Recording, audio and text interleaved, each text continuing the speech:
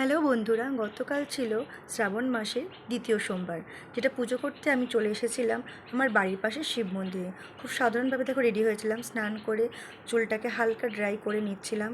তারপরে বসে পড়েছিলাম যা যা লাগবে সেগুলো আমার জোগাড় করে নিতে। তো দেখতেই পাচ্ছ, দুধ গঙ্গা জলের মধ্যে আমি এখানে ঘি মধু সমস্ত কিছু মিশিয়ে নিচ্ছিলাম। এখানে ধুত্রা ফুল, কাঁটা, আকন্দ ফুল, বেলপাতা, ফল টল সব রেডি করে নিয়ে মন্দিরে যেতে যেতে দেখছি সবাই পুজোর জন্য রেডি হয়ে গেছে, জল ঢালা শুরু হয়ে গেছিলো। তো আমিও এরপরে জল ঢেলে নিচ্ছিলাম। দেখো, বাবার মাথায় আমি দুধ গঙ্গার জল ঢেলে নিচ্ছিলাম। ঠাকুরমশাই আমাকে যেভাবে বলছিল একের পর এক জিনিস নিয়ে দিতে, আমি সেইভাবেই নিয়ম করে দিচ্ছিলাম। বাবার মাথায় এক করে দুধ জল ঢালার পরে বেলপাতা অর্পণ করলাম। তারপরে ঝুড়ির থেকে নিয়ে নিচ্ছিলাম ফলগুলো, যে ফল মিষ্টি দেওয়ার কথা বাবাকে, সেগুলো মাথায় ছুঁয়ে পাশে রাখছিলাম। দেখতেই পারছো, পুজোর দিনে বাবার এই শ্রাবণ মাসে জন্ম মাসে পুজো দিয়ে মনটা সত্যি খুবই ভালো লাগে। আর পুজো করতে কারই না ভালো লাগে, তোমরাই বলো বন্ধুরা।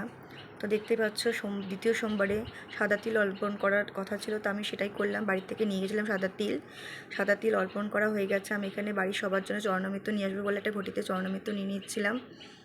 তো দেখো, এরপরে আমি দই নিয়েছিলাম এখানে মহাদেবকে দেবো বলে। তো ঠাকুরমশাই বলছিল এইভাবে দিতে, আমি সেইভাবেই করে নিচ্ছিলাম। ভোলে বাবাকে ভালো করে দই ঠই মাখিয়ে টাকিয়ে ঠাকুরের কাছে বলছিলাম, ঠাকুর তুমি আমাকে ভালো রাখো, সুস্থ রাখো, পরিবারকে ভালো রাখো। যাই হোক, তারপরে হাতে ফুল বেলপাতা নিয়ে অঞ্জলি করে নিচ্ছিলাম।